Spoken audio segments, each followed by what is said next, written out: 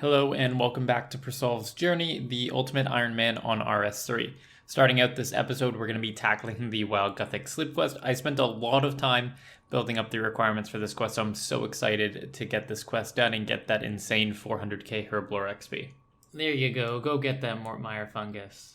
This Broav will help us track down Movario. Most expensive pair of dirty laundry you'll ever get. So this H is a little weird and kind of looks like a sideways earth rune. Let's use it on the door.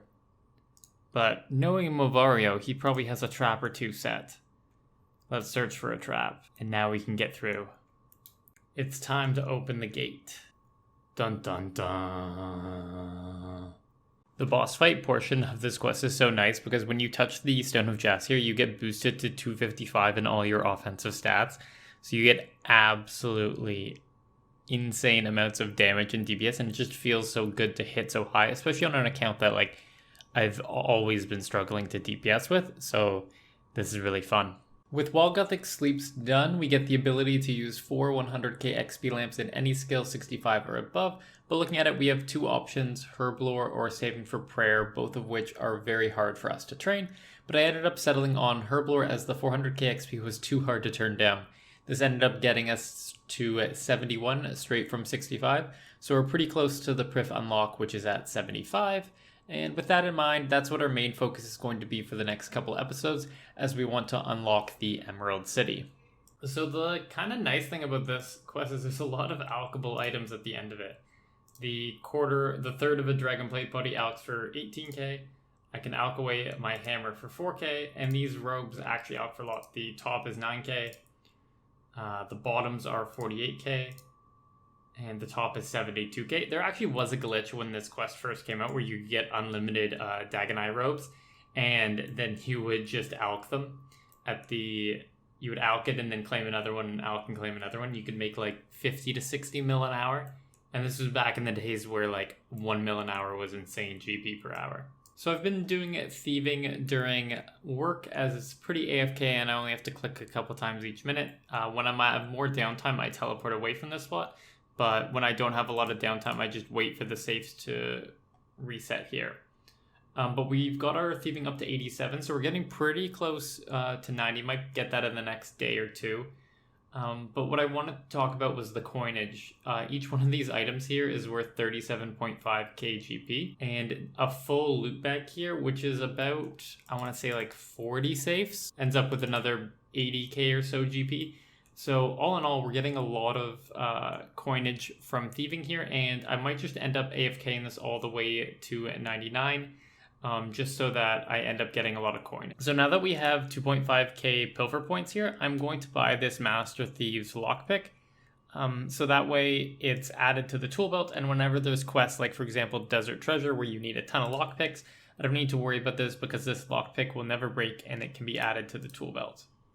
And I could have upgraded to the large, huge bag or got the Master Thieves stethoscope, but those provide the least amount for us, so we have that lockpick in our tool belt forever now.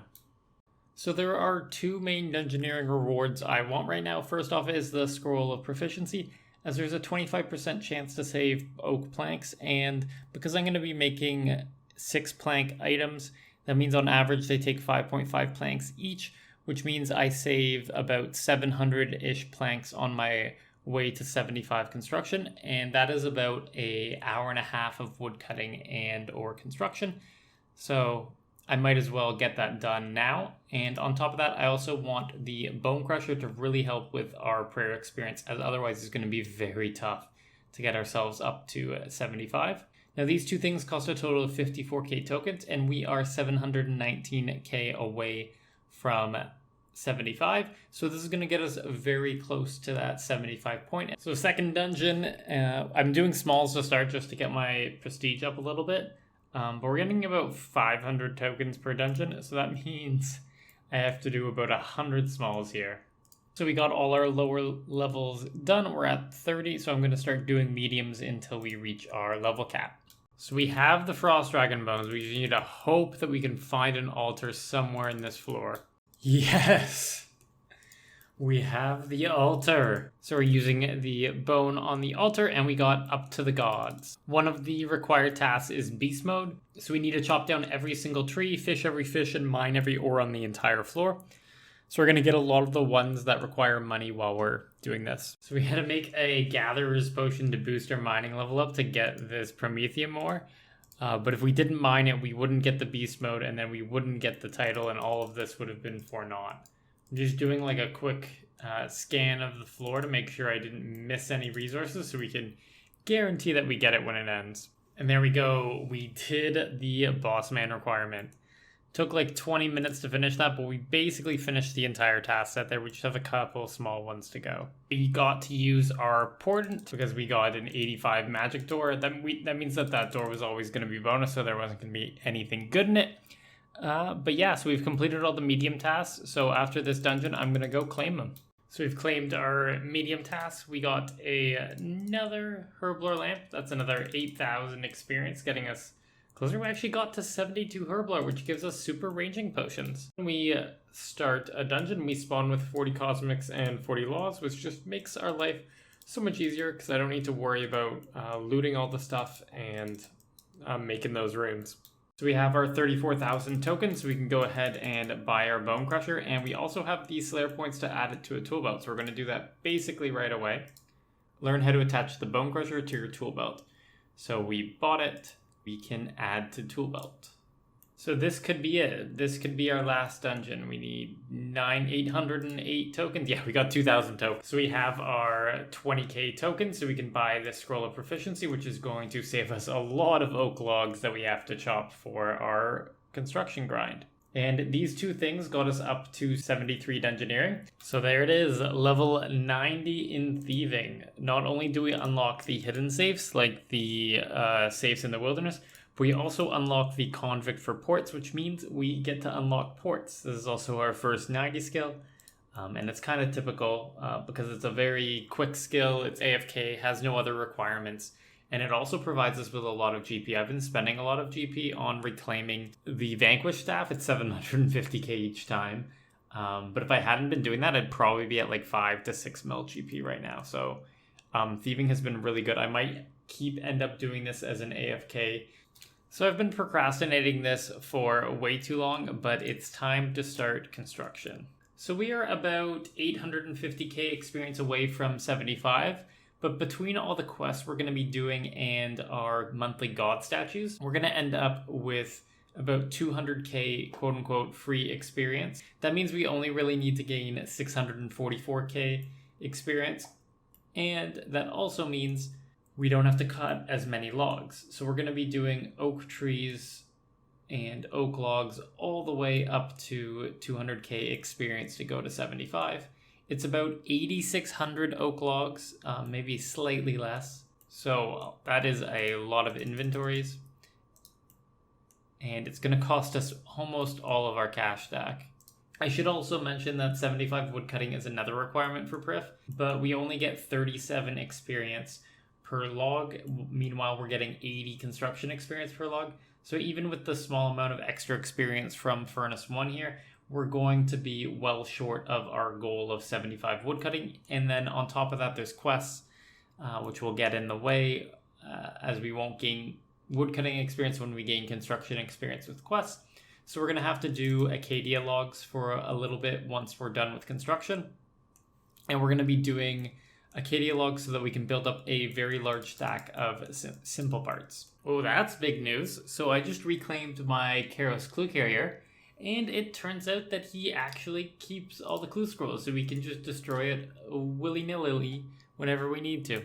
So Jageeks blessed us with a nice new little feature where we can kind of zoom in on the interface, makes all the text bigger, makes all the inventory icons bigger, all the skill icons bigger, the abilities bigger, which is just really nice in order for you guys as viewers. So for now, if we go to the graphics settings, I put it up to 120%. I tried higher numbers, and with 1080p, it doesn't seem to really fit very well. So I'm just sticking with this, but it's also nice because they give you the option to over-render the screen as well, So basically what I can do here is this interface is now acting as if it's 900p, but on the actual screen itself, it's still 1080p. So I can still get as high a quality as I can get, which is really nice for you guys as viewers. I think this will be much better for your viewing experience, as stuff like that construction interface is so much bigger now, and it should be a lot nicer for you. But please let me know what you think about the interface down below. I'm going to leave it as this interface until the end of the episode, and then I'll kind of gauge what you guys are saying about it, but I'm kind of sold on it.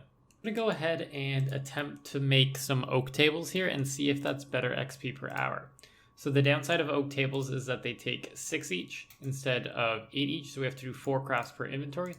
But the positive side is that on average, we're going to save more planks. So each larder takes 7.5 planks, but each table takes 5.5 planks. So on an XP per plank, we're getting more out of the table. So from my somewhat minimal testing, it looks like we're getting about a couple thousand more XP per hour by doing the tables, just by the fact that we have to woodcut less logs, and the woodcutting is the major portion of it.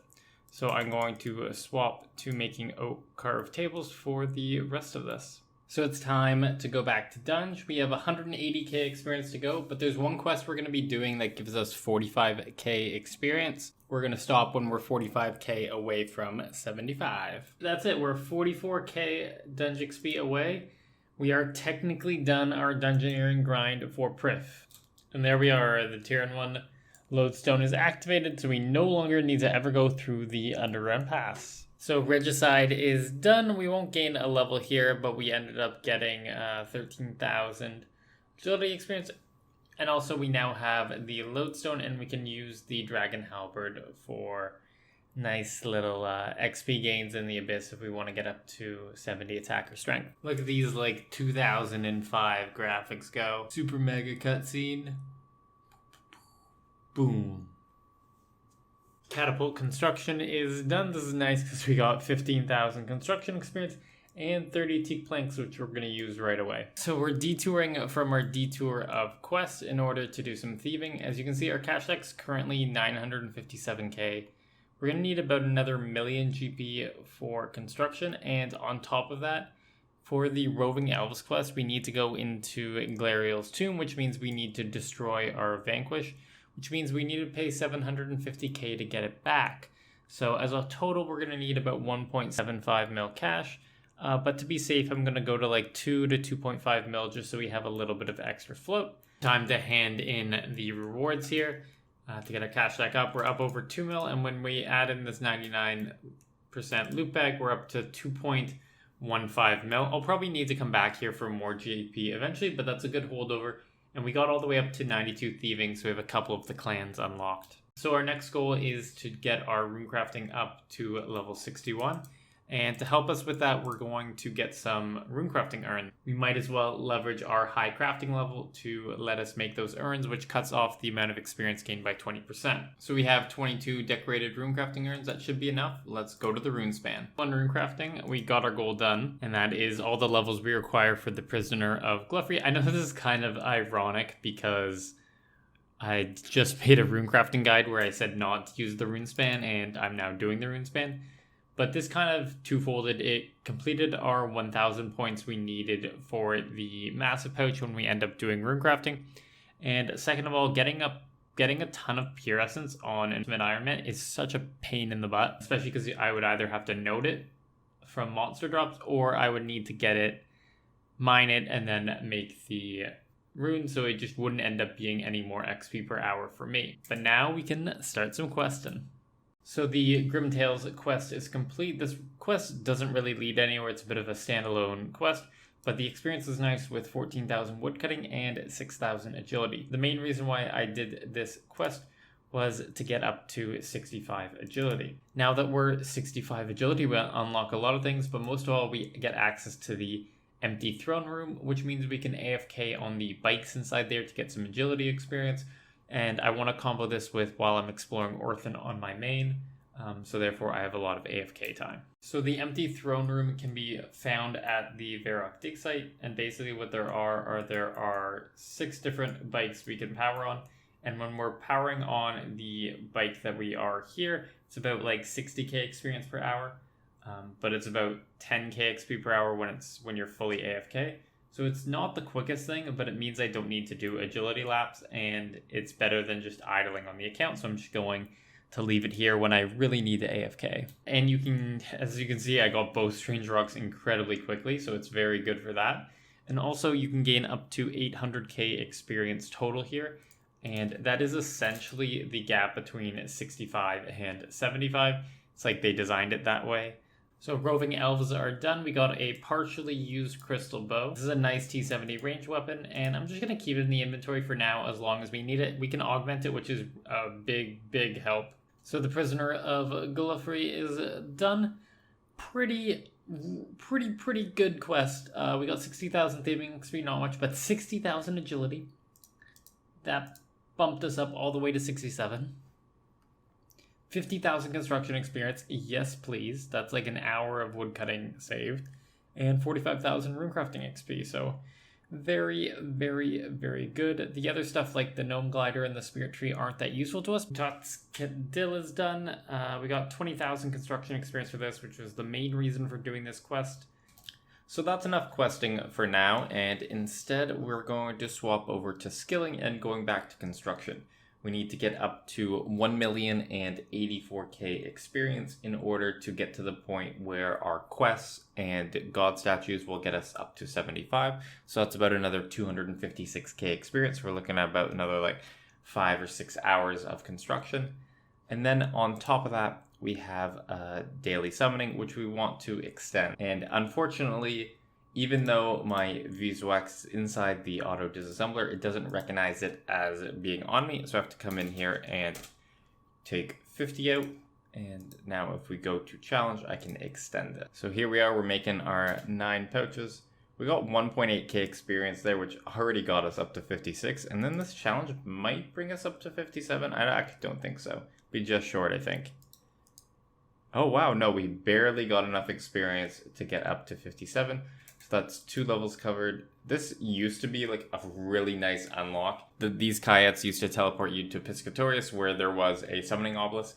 So you could teleport to Castle Wars and then back to Piscatorius, and that was how you did like 4,000 pouches an hour before like the Taverly buy-sell became a main meta. Steel Minotaur is actually going to be really nice for us because the steel bar is very easy to get. Same with the Ibis familiar, even though I'm not collecting green charms, the harpoon is very easy to get. So we've been AFKing away during the workday and while we're bossing on our main for the Bossman series, and we've gotten ourselves up to 71 agility. But as it's been a couple days, we actually have some pretty valuable daily challenges to do, notably both agility and summoning. So I'm going to go ahead and finish those in order to get a little bit of extra experience. The agility daily is also done, so if we go claim that, we've got 19,000 more agility experience. That basically saves us an hour of AFKing the bikes there and gets us closer to that goal of 75. I just got Dojo Mojo here, and if we look in the chat box down here, I have yet to obtain Dojo Mojo, the agility pet, on my main account, which is 200 mil, which has done 500 laps at Anachronia, which has done this whole Seniston area all the way to max capacity. Didn't get it, but for some odd reason, we get it on our stinking Ironman. So I don't know whether I'm happy about this yet, but I'm kind of salty that it's not on my main account. 900k, this is so stupid. We are on our last inventory here. We just need to get our inventory filled with oak logs, turn them into planks, and then we'll have enough experience where our quests and our monthly god statues will get us all the way to 75 for Prif, which is a really good feeling. Our woodcutting ended up being 146k away. So that means we're going to need to do about 70k extra at Acadia's. But that'll be fine because we can either burn the logs for fire making experience, or we can turn them into simple parts. The actual target XP that we needed to be under was 126,880. So we went about 500 XP over. The first quest we're doing is all fired up because it's going to give us a little bit of fire making XP and some coins. There we are. All fired up is done. We got 55 fire making experience, which got us up to level 51. And at level 51, we have all the levels we need for as a first resort, which was the reason why we did all fired up. So we know that there needs to be a eucalyptus log here, but we have no idea what the actual yellow egg is. We know it's not tansamum because that's the one he gave us, which was wrong. So we're going to try lavender now. And there we go. The insects are gone. So we know that the fever grass represents the yellow egg rock. So the next puzzle we're doing has 3 rocks. The yellow egg and long brown we already know as eucalyptus log and fever grass. So that this red sphere can be one of the 4 other ones. So we have 4 attempts at this. Hopefully we don't get it on the last one like last time. And there we go. As it lights, the flies go away. So now we know that the long brown is eucalyptus, the red round is stink bloom, and the yellow egg is fever grass. Let's see if there's another one we can complete now. So the next one we're doing has the long brown, the red sphere, and the green gumdrop. We know that the long brown is eucalyptus, and we know that the red round is stink bloom. So what we can do is we can add a stink bloom and a eucalyptus to each of these, and then we try the other 3. But hey, we got it right on the first try, so we know that lavender is green lump. And this pool has a 50-50 chance of being right. It's got green gumdrop, long brown, and this tall, I guess, grayish one. So we know that lavender is that green one, as we just figured out. So the tall one needs to be either primweed or tansamum, as those are the 2 we don't know yet. And it was tansamum, so we now know what everything is. We just need to get all the supplies for this last one. So this one has 4 logs, but we know 3 of them already. We know that the long brown is the eucalyptus, the red one is the stink bloom, the purple tall one is the tansamum, as we just found out, and then this orange square has to be primweed because it's the only one that we haven't done yet. And there we light, the insects are away, and we've completed this logic puzzle. I really like this puzzle. I think it's very straightforward, but at the same time requires you to think and take notes, which is something a lot of maybe the modern puzzles don't have. And the modern puzzles rely more on reading for clues. And this is just a puzzle I like so much more. We have, as a first resort, done it. This is a very annoying quest, but 15k woodcutting experience.